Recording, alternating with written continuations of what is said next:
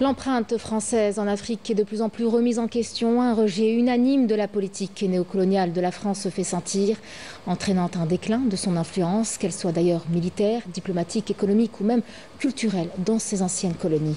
Emelberg Bouarba.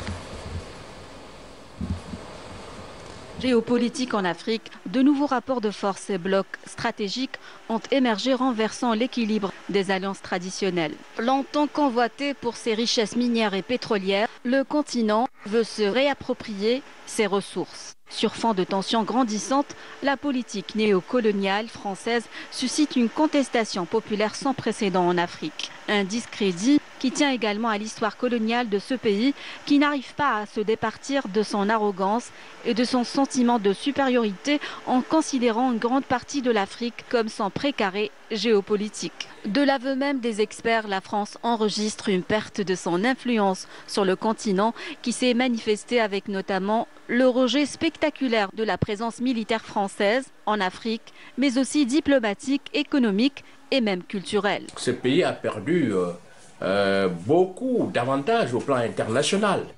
D'abord la situation de l'endettement, ensuite la situation de la perte de nombreux pays africains partenaires, les conflits avec l'Algérie, l'Algérie même n'a pas été épargnée, d'autres éléments qui sont extrêmement importants. L'Afrique, c'est une population jeune en majorité, et vous avez la France qui, comme vous le savez également, a des difficultés au plan économique, budgétaire, des difficultés dans tous les domaines. Nous avons un ennemi commun, c'est l'Occident, c'est la France.